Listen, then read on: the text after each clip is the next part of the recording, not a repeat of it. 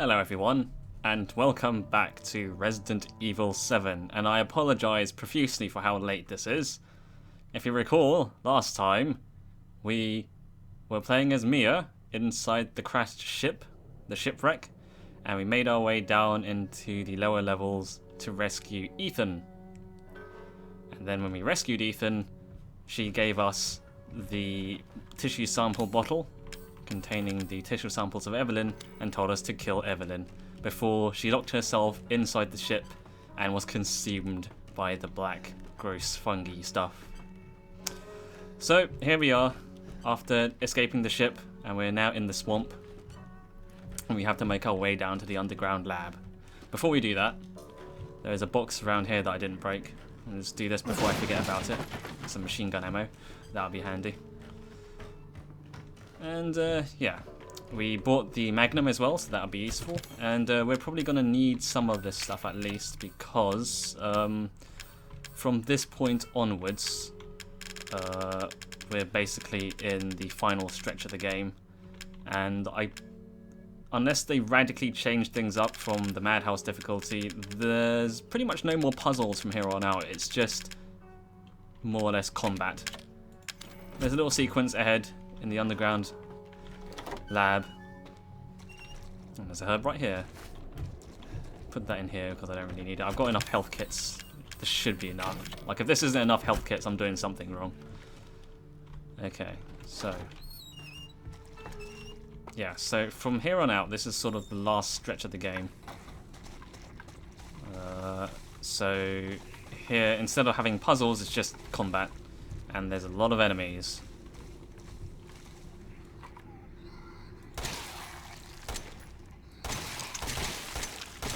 Yeah, and this in particular has a lot of enemies in it.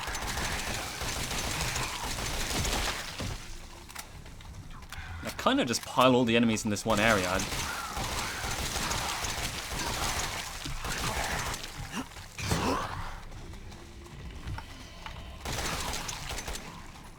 Try this old baby out.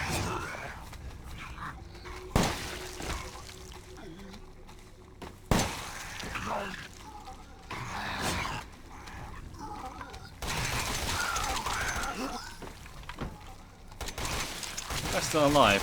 You would have thought that a single Magnum shot would take him down.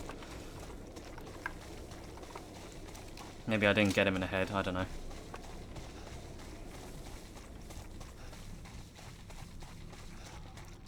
Oh, some more enemies. Oops.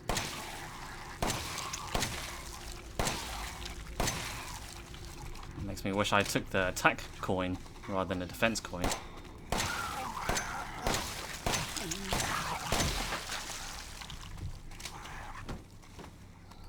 Oops. Yeah. See what I mean? It's just combat. It's nothing but combat from here. Again, unless they radically change things up from Madhouse difficulty. Which they might do, because the ship section was actually quite different in Madhouse compared to the normal mode, which I thought was actually pretty good. I actually quite like the ship section just now in Madhouse difficulty, because they kind of changed the way their weapons are placed and made it so you weren't without a weapon for most of it. And the sort of clever usage of enemy placements as well. Like, I like the two fat enemies in the middle level. That was a nice change of pace. I actually thought the ship was a highlight in this playthrough so far. Which is weird, because when I was playing this in normal mode, I kind of didn't like the ship section. I thought it kind of broke the flow of the game. But yeah, it was actually a nice change of pace, so let's see what happens. Okay, now I can go through the door. Now, if memory serves, a crawler comes across it. There we go. Yeah, that hasn't changed from normal mode. I hate these crawlies. Now, if you remember from the helicopter conversation, they mentioned that Lucas was down here. So we had to watch out for his shenanigans. And by shenanigans, I mean those. But we'll be able to use them to our advantage.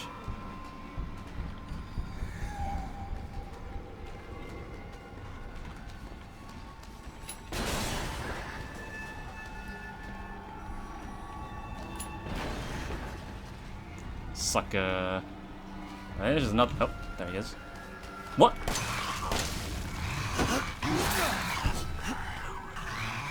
That's weird. Okay.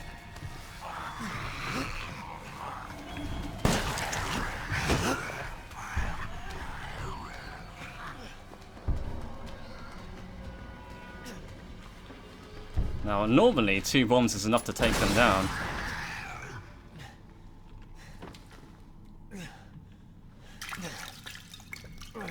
Well, this time, I guess.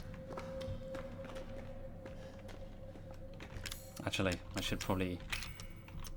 I'm gonna move this here.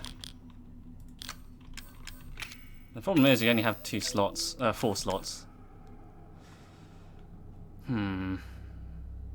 Probably not gonna need the knife, actually. I'll put the knife away for now. Might need to use more of my heavy weaponry.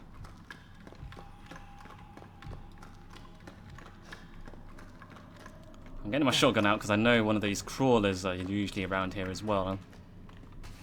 Hey!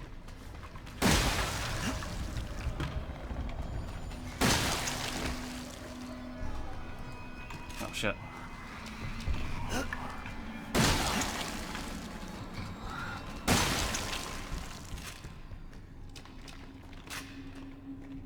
Fucking bastards.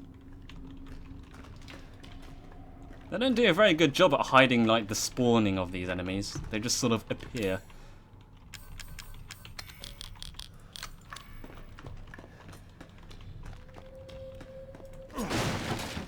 Burner fuel, that's fucking great. That's like the last thing I need.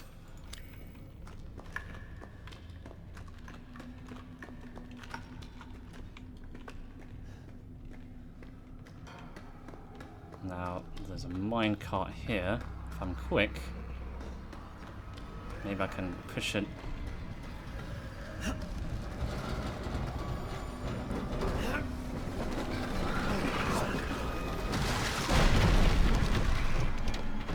Ah, so I used the minecart to destroy him.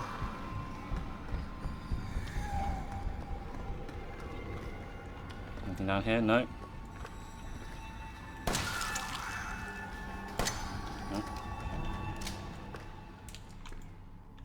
Oh, he disappeared. I guess this must have been one of those trigger points where they get rid of the spawns, where they despawn the enemies. There's a surprising large amount of those, like just areas where the enemies despawn. I guess it sort of makes sense from a design perspective because I don't want like enemies following you across the entire map. Or maybe it's just the way the game's sort of designed with the aha, that'll be good.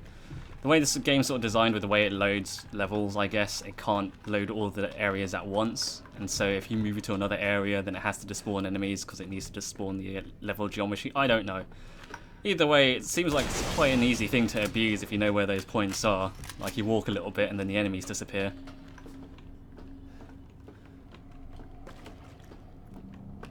And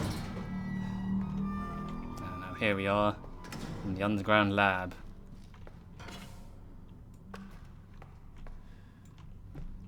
And here's a laptop. Now this is written by Lucas, and this is actually quite an important little diary entry here. Thanks to you guys, it's been about a week since my head's been clear and back to normal, and she still thinks she's got me. You guys really need to work on fixing that. So, yeah, it turns out Lucas wasn't actually under control of Evelyn. He was just sort of pretending. But he still has, I guess, regenerating powers since his arm got cut off, and he could grow it back, so he's actually, you know, fully aware of what he's doing. He's just naturally nuts, which explains why he murdered a kid when he was a younger boy, locked him in the attic. So Lucas has always been the kind of weird one. And if you remember at the very beginning of the game, with the sewer gator guys, you had Clancy and I've forgotten their names, but yeah, they mention when they're talking about the family that Lucas was the bad seed with the rumors. So yeah, Lucas is the old crazy one. And Mom and Dad are still under the control. And Mia is somewhere between Evie, La La Land and reality, so she's not quite under her control yet. Like I said, your bioweapon is fucked up. Evelyn's family obsession is getting out of hand. She's making everyone kidnap more and more assholes off the street. So that explains, you know, what's going on there. Ah, now this is an important bit. By the way, Evie's looking sick or something. Her skin's getting all wrinkly and she's getting grey hairs. Is that supposed to happen? It's almost like she's getting old all of a sudden. Old and wrinkly. Who else have we seen around here that's old and wrinkly? And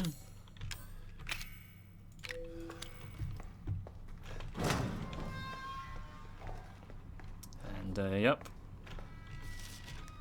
And this basically, yep, this is what happens when people get infected with the mold.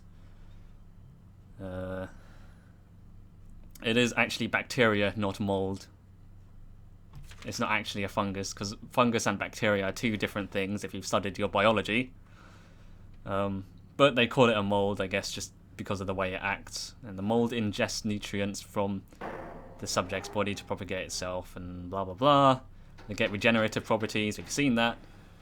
Yep, they'd be able to coapt the amputated limbs in a matter of minutes. Okay, so mid-stage infection. Once the mold reaches the brain, the subject's thoughts become in tune with those of the E-series assets. So I guess Lucas is at this stage, the initial infection, before he was cured of it. Whereas Jack and Marguerite got to the further stages, where they were being possessed and stuff. And then eventually, every cell in their body gets taken over, and they begin to lose their human form. Physical mutations differ from case to case, so it can range from anything to becoming this weird blob monster that melts into the ground, or being a weird woman that can control bees, apparently. Oh, that's on the other side. I thought that was a book. Yeah, I don't know, they never really explain how Marguerite's able to control bees. But then again, in Code Veronica, Alexia could control insects, so maybe there's probably some extended universe thing tying this thing to Code Veronica, so who knows.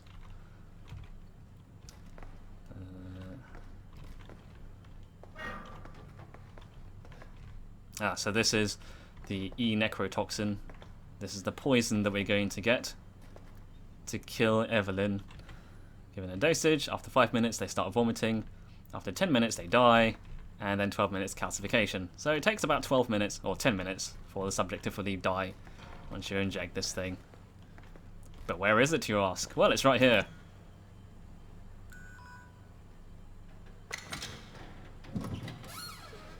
Another one of these fetus things. E-necrotoxin destroys cells of any subject based on the E-series bioweapon model. That's Evelyn for you. So we have to stimulate the cells, so let's plonk our cell samples in here.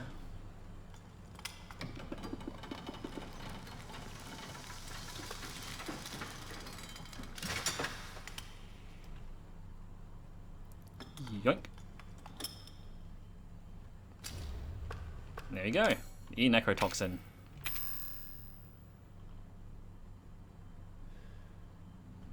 Be careful with that. Don't poke it into yourself, Ethan. Oh, I'm full of inventory space.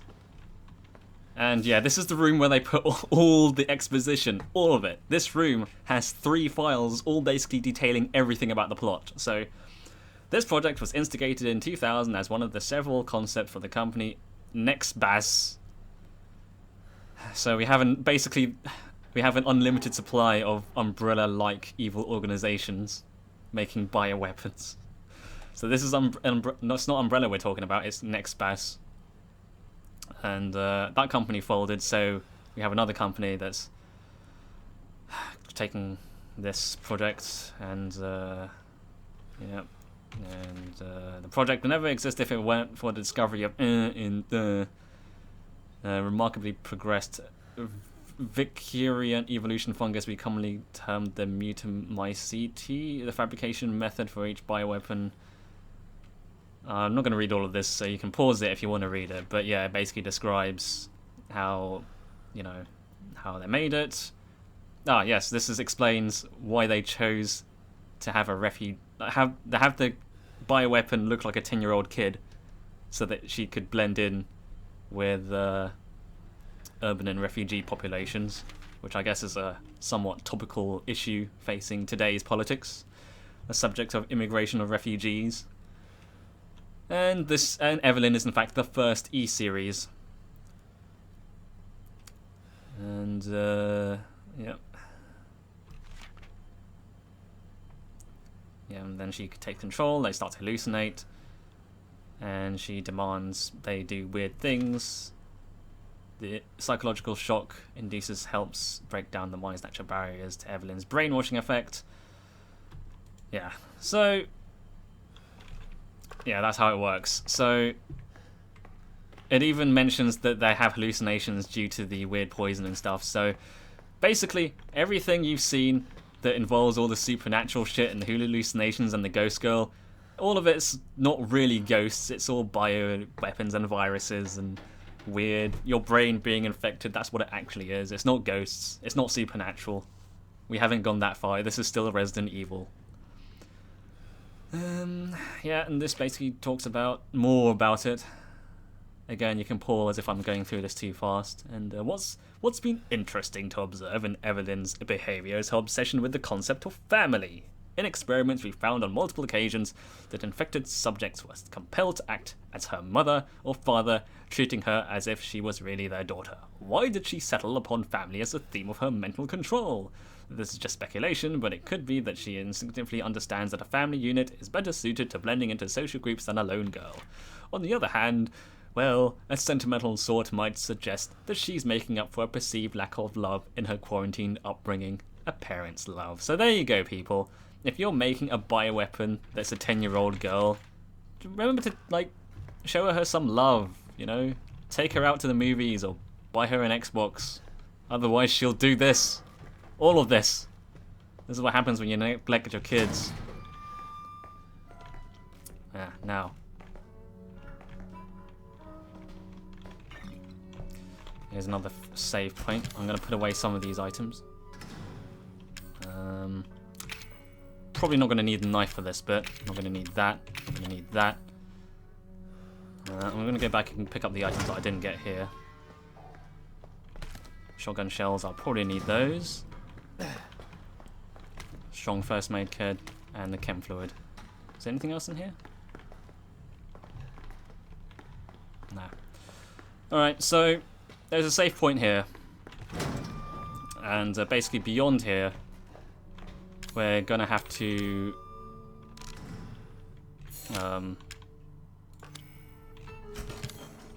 we will have to what am I going to say? Yeah, from this point on, there is basically the final stretch of the game. It is a purely combat situated area, so it's all going to be combat from here on out. And so we're probably going to need a lot of ammo. So we've got some chem fluid. Strong chem fluid. I don't know if it's worth making some grenades, but then again, I don't really have space for a grenade launcher. I do have the Magnum. That should hopefully be enough.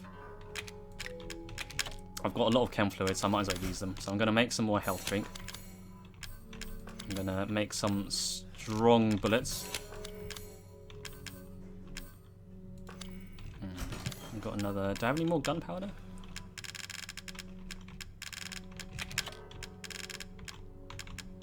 Yes, I do.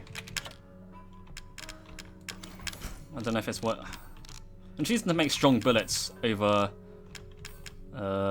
flame rounds. I don't know if I'm going to regret that decision.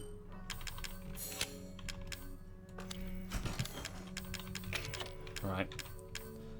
So we have a gun. Got a lot of health, plenty of first aid. Hopefully this should be enough. I don't have much machine gun rounds, but when that runs out, I guess I can put in the Magnum and the shotguns. Hopefully this will be enough.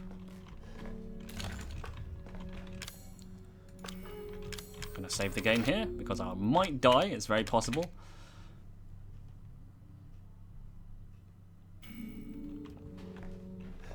Very possible I might die. But we'll see what happens.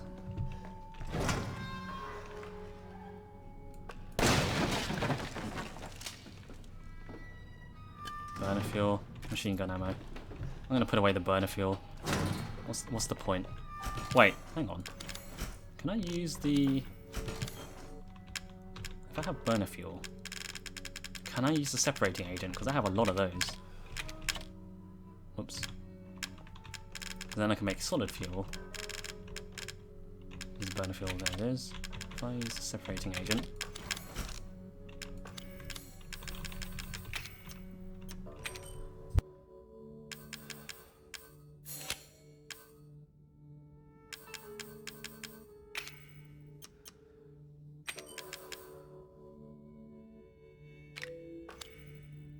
No, the only thing I make is more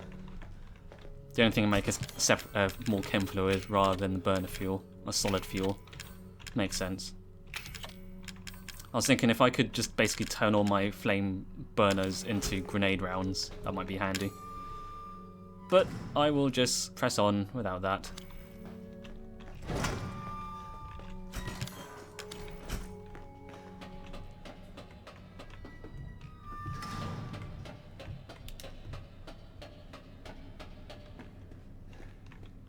Alright, I should heal up as well. 1 second.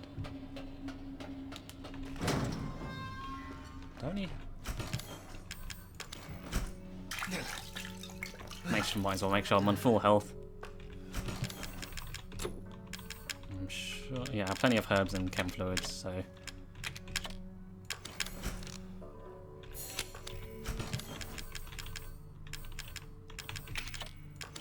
Yeah, if 3 health kits and 2 full health kits aren't enough for this area, I'm doing something wrong.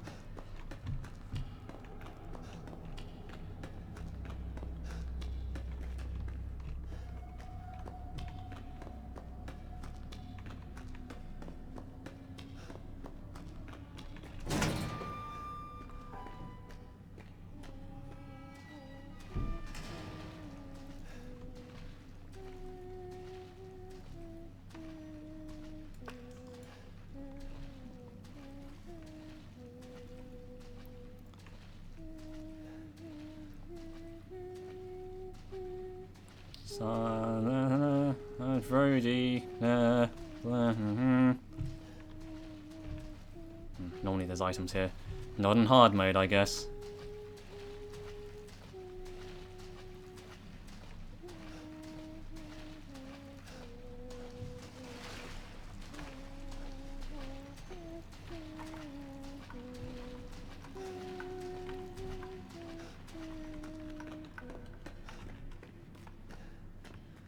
Alright. Hello. Die. I'd rather not.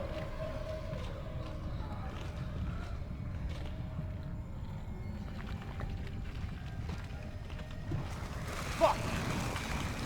That's right, fuck. Now, it's probably not a good idea to run from all these guys.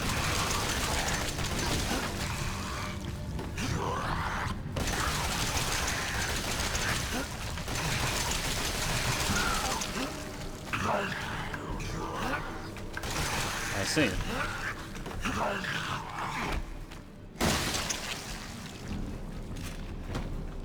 Yeah, if you run from these guys, it's very possible to get flanked from ahead.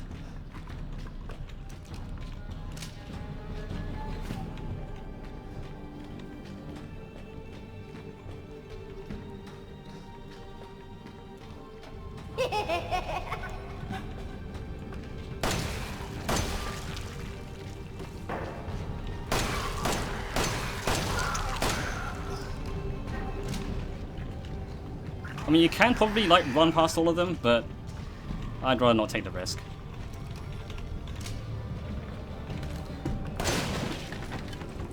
More burner fuel, i.e. pointless shit.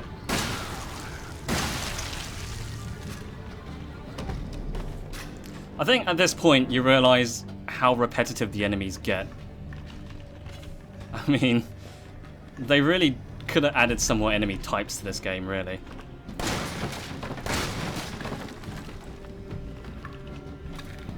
Cassette tape? Oh, no. Yeah, fuck it.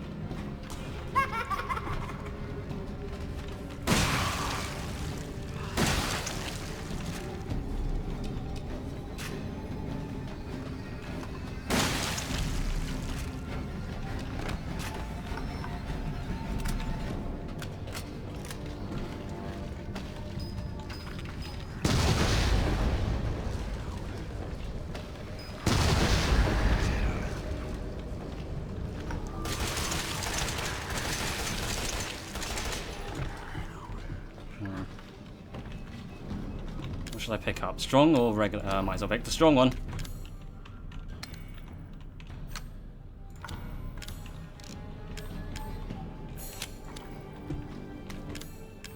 And then I'll just hang on to this for now.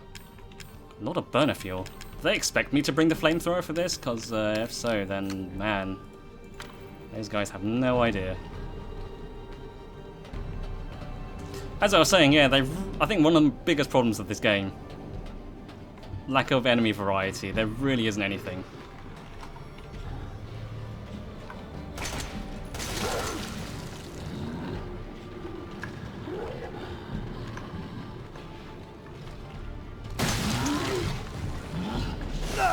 Ow.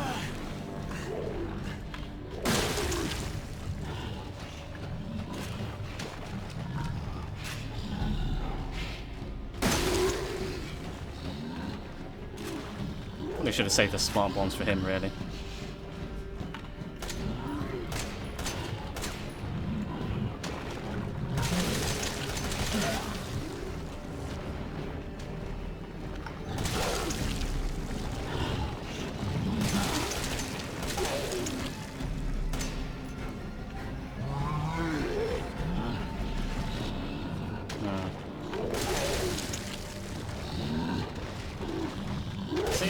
It's hard to know how to avoid it because his vomit's so erratic. It's hard to know exactly like how to avoid it or where to stand.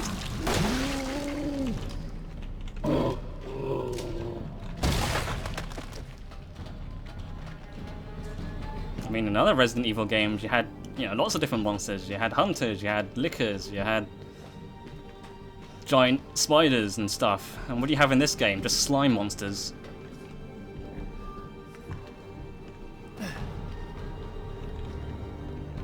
Alright. Might as well use this, baby.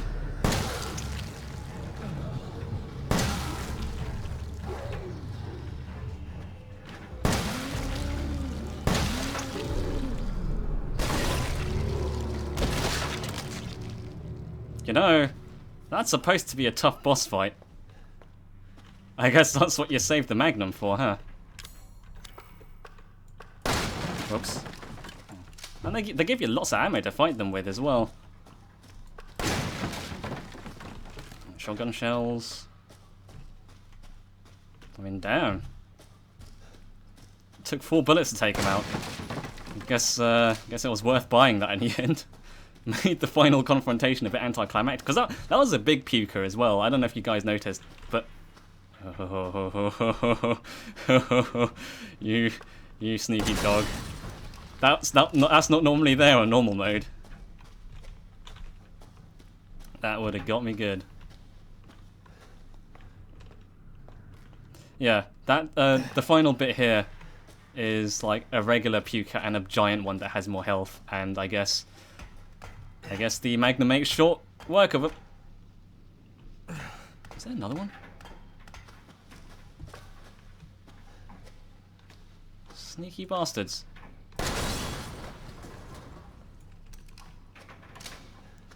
That is kind of a, like... There's another one. Fucking Lucas, you...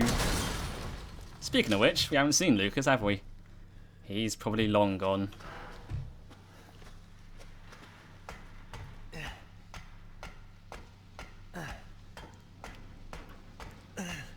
Yeah, because if one of those bombs killed me, I'd have to do this entire section again.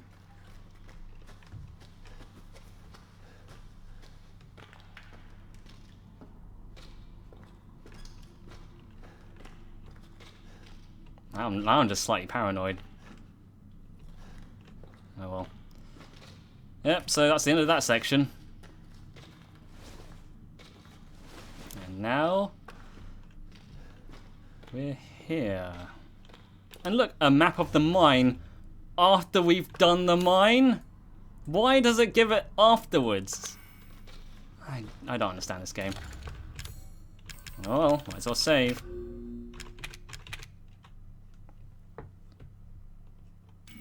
A testing area did this as well. It's like, oh, you've done the area.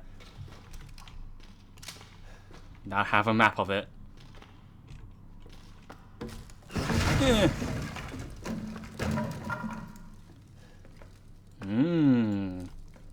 Remind you of something. And look, we're back here. I'm sure of it. It's not here. It's gone. It's gone!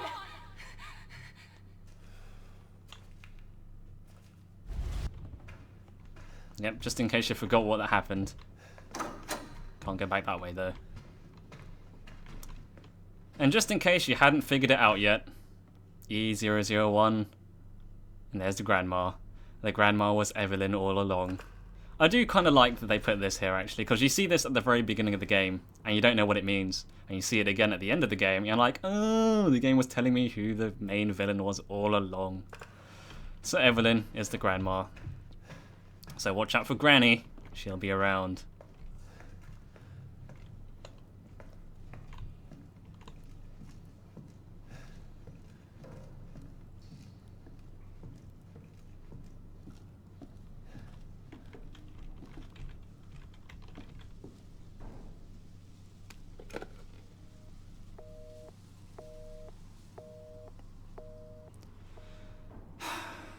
I'll never get that pizza, will I?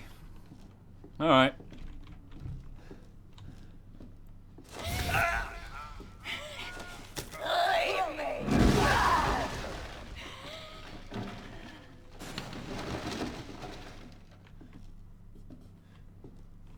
How you doing? This is your fault. Why am I seeing this? Well, Ethan, if you remembered and read those notes earlier, you're seeing them because they're hallucinations caused by the infection. So in fact, Ethan right now is infected. Which can't be good.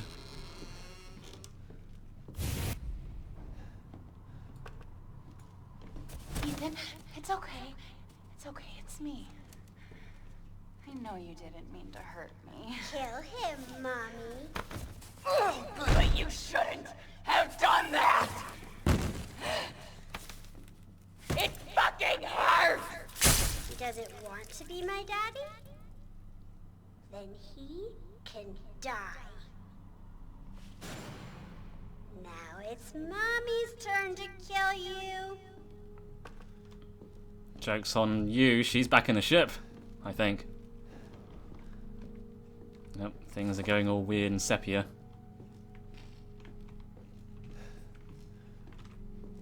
You're gonna be one of us. And then maybe you'll play nicely. I'm not playing. No! Get that away from me! I don't need your pity. Oh, hello. Well, at least Evelyn knows not to say no to drugs, you know? That's the first lesson you teach kids in school. Say no to strangers offering you weird things. Syringes being one of them.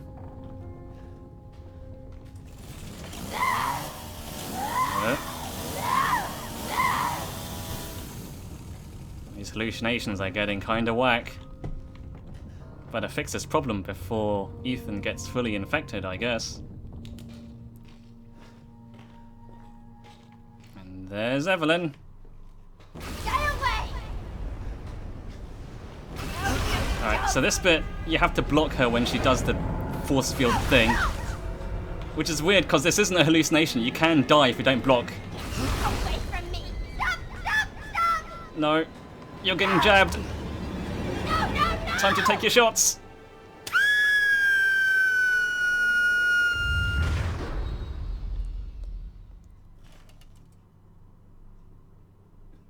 You.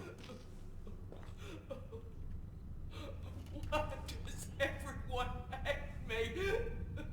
There were several notes earlier explaining why everyone hated you.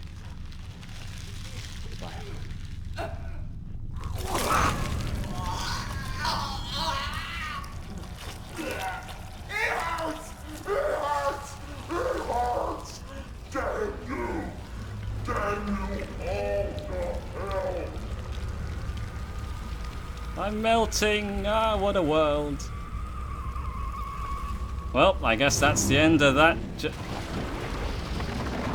So, Andros, you show your true form. 1 second. So, I guess he's not dead yet. Ow. Oh. This certainly is a bit of a mutation.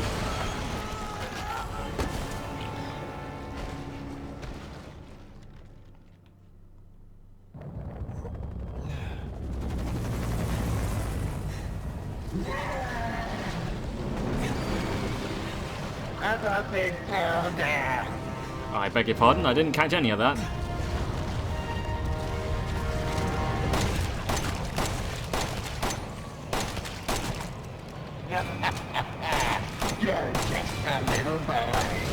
First of all, I'm not that little. And second, now, call me crazy, but I don't remember reading about this part of the process when you inject the E-necrotoxin.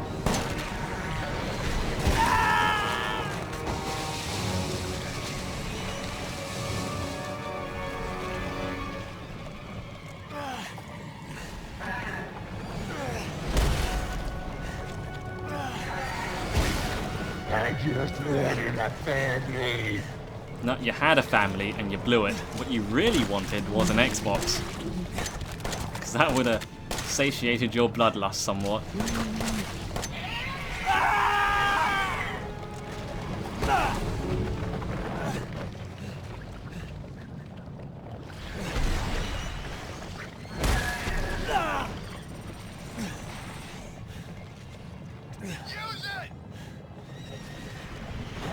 You don't have to tell me twice, voice on the radio. It's the Albert 01, like the real version, not the replica version we had. Time's over.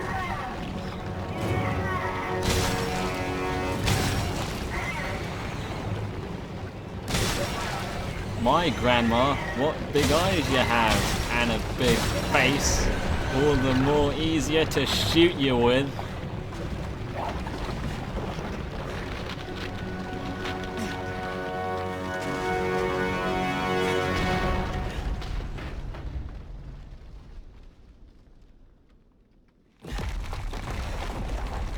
Such a drama queen.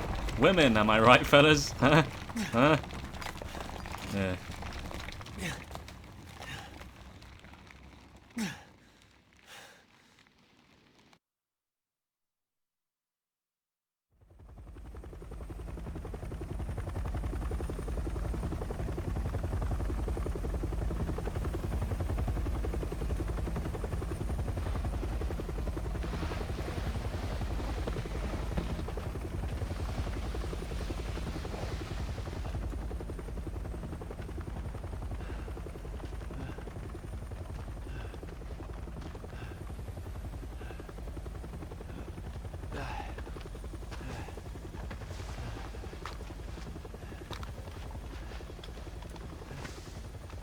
I'm Redfield.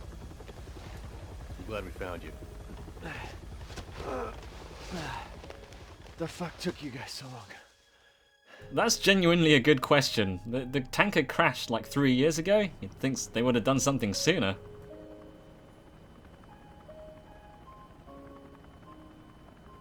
Ethan? Mia. You made it. I'm glad. Did I?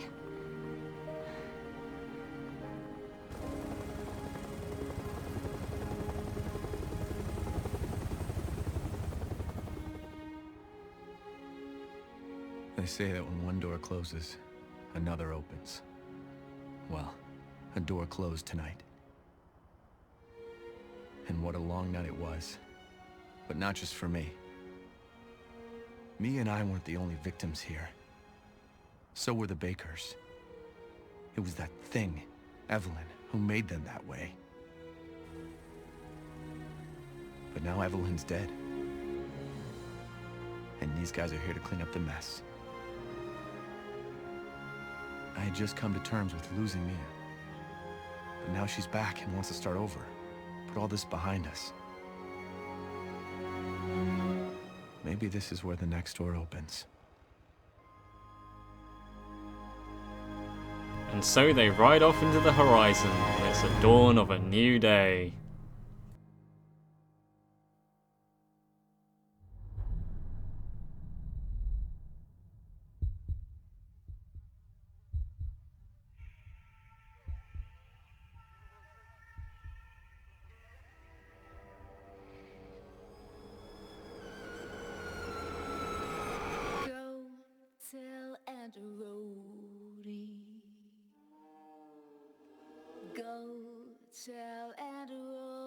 What am I telling Aunt Rhody? What am I telling Aunt Rhody?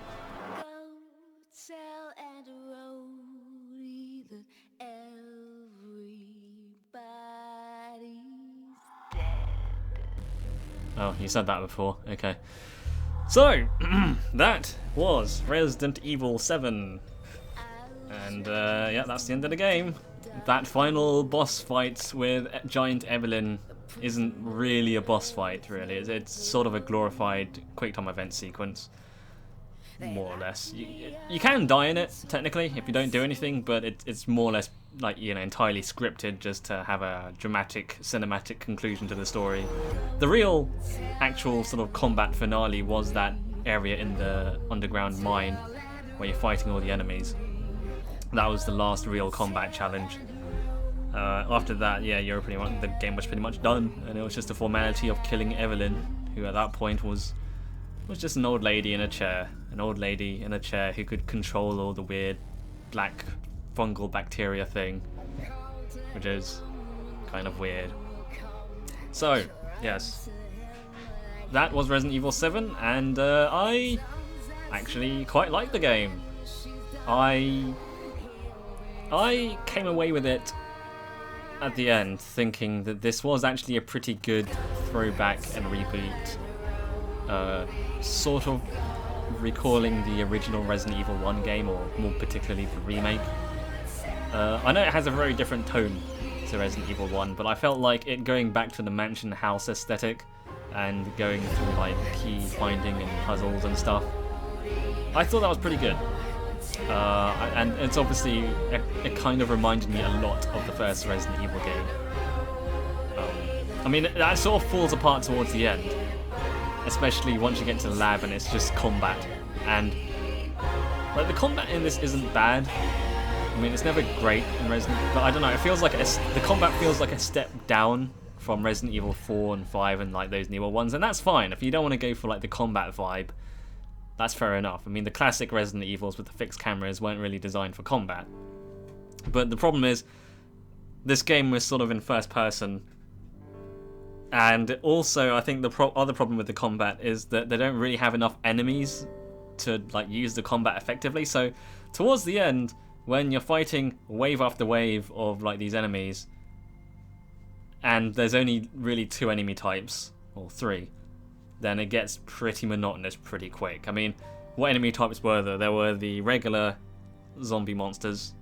You had the ones with the big arms, which is basically a slightly stronger version. You have the crawlies, which are pretty dangerous, not gonna lie. And then you have the peekers. So that's, what, 4?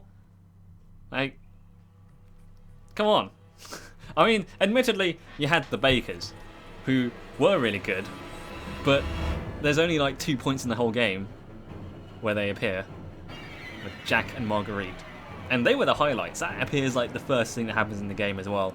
And once they're dead, then who cares? You know, it's just like, oh, you're just back to the regular dumb enemies. I'm not saying that the game should have had more I don't know, maybe the game should have focused more on those, since they seemed like a pretty good, like, aspect of the game. But I don't know. I mean, like, alternatively, you could have just mitigated it by having more enemies, more enemy types, more than just slug monsters, but yeah. Again, I thought the move to first person was a good idea. It feels like a lot of the game was designed with VR in mind, though. And I would never want to play this game in VR.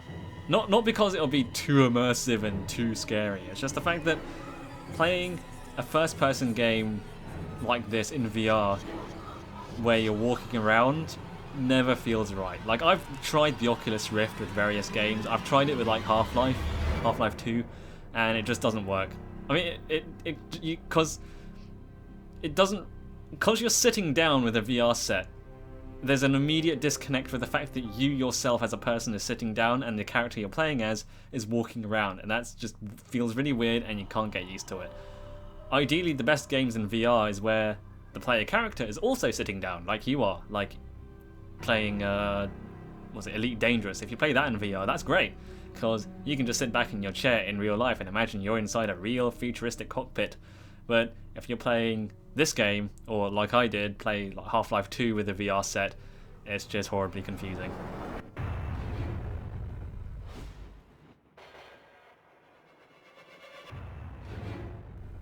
Okay, what didn't I like? I thought Madhouse mode was pretty good. I actually liked it better than the regular mode. I liked the way it doesn't really give you much ammo. Although, having said that, towards the end of the game, I was still swimming in ammo. There were a lot less ammo pickups, but the fact that I was pretty smart with how I used the ammo, and I found the Magnum, kinda, you know, I don't know, I just felt like there wasn't really that much of an issue. After a certain point, they start throwing more ammo at you, and if you're careful with how you use your gun, you can sort of accumulate the ammo and carry it towards the end of the game.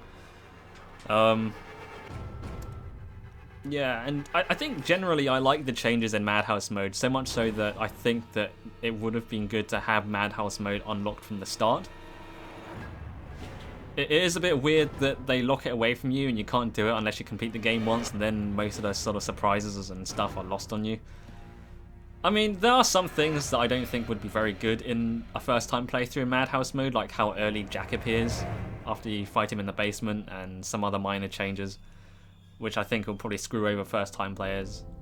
But most of the changes I do like. I like the fact that you have to use saves. You don't get checkpoints. I do kind of like the limited save system. I mean, it's never a hindrance, and you never feel like, oh man, I've run out of, you know, tape cassettes, or it's like the old Resident Evil games. It's less the fact you're always given plenty of them. You're always given plenty of like ink ribbons, but it's just more to make you think about each time you save, rather than just stopping you from saving outright. I mean, I very rarely ever run out of the ink ribbons in the old game, so I didn't have a problem with how many tape cassettes were in this game. But yeah, I mean, I don't know. I like the fact that you get less ammo. I like how much more damage the enemies do. I like those general changes to make it harder. The extra things you can get with the antique coins is a bit weird. Like the extra, like the defense coin, the attack coin. That's a bit weird to me. But I suppose the plus side is you don't have to use them. You don't have to buy them. You can just ignore all of that and play the game without those, and sort of like a self-imposed challenge thing, which is nice, I suppose. Yeah. But generally, I quite like Madhouse mode. I like the boat in Madhouse mode. I already talked about this, but I liked the changes there. And I kind of wished that if Madhouse mode was going for a more, hey, let's mix things up kind of thing, like they did with the ship, they should have done it more. Because aside from Jack appearing a little bit earlier, and you getting some weapons earlier, and the boat, the game felt mostly the same, and I was expecting sort of more wacky changes. Maybe that's just sort of wishful thinking on my part, but I kind of wish there was some more changes to mix it up, you know, from the regular mode, if this is sort of intended to be played a second time with Madhouse mode enabled. But that's just me. I don't know. But overall, though, I think this is a pretty good game. There's still a few little intrigue bits left, mainly the fact that Lucas, we don't see him, we don't know what happened to him, so we're either going to have to wait for DLC, or if we're lucky, he'll be a recurring Resident Evil villain. He'll be the next Albert Wesker. He'll be like Wesker because he has regenerating superhuman powers, except he's also like a hillbilly who's slightly crazy. So yeah, next game he's going to be in a trench coat and have Matrix powers. Just you watch this space, Resident Evil 8. It's going to be like a really buff Chris Redfield, and he's going to be a really buff Ethan. He's going to have like a million. He's going to have taken 1 million steroids because he's already taken 3 steroids in this game, and that's the slippery slope really. Once you've taken those 3, you can't stop. He's going to be keeping using those steroids, and he's going to be like huge. He's going to be the size of a fucking boulder. It's going to be Chris Redfield size, and he's going to be having like a Matrix fight with this super enhanced mutant Lucas. That's what Resident Evil 8's going to be. Mark my words. But yeah, generally speaking, I thought the plot was okay. Mostly, I thought the little girl was kind of weird, but generally speaking, I quite liked it. There is DLC for this game, which elaborates a little bit more on the story of what happens in the house and stuff. I probably won't be getting the DLC because I hate the idea of season passes. Also, some of the DLC just seems like little stupid minigame extra stuff. Like there's one, I think it's called Nightmare, where it's literally just a horde mode inside the basement and you just have to survive waves of zombies. And that's fine, but that really seems like the kind of thing that should have been free. Like every other Resident Evil game has like a mercenaries mode, or like, you know, the hunter mode, or what, you know, things like that, or the slug mode in Resident Evil 0 rather. Just extra things they give you. But in this game they don't give you anything unless you buy the DLC, which I think is kind of weak. Like, that stuff normally used to be given to you for free, so I'm not saying, you know, having that stuff as, you know, the DLC is bad. I just think that the concept of locking it away with the paywall is the thing that kind of irks me, so that's kind of what's stopping me from purchasing the DLC. It's just mainly on principle, not the fact that the DLC is bad. I mean, apparently the DLC is quite good. I've seen like some reviews of it, and it's quite, you know, generally people seem to like it. But I don't know, the fact that it's behind a paywall just kind of makes me feel weird and icky and gross. Maybe I'll buy it when it goes on sale, hopefully. But there is a free DLC coming out at some point soon, hopefully. So maybe I will play that when it comes out. I might record that, do a blind playthrough, maybe. No promises. But yeah, that's Resident Evil 7. At last we've reached the credits. They went on for fucking ages. So yeah, overall, Resident Evil 7, pretty good game, I'd recommend it. Good stuff.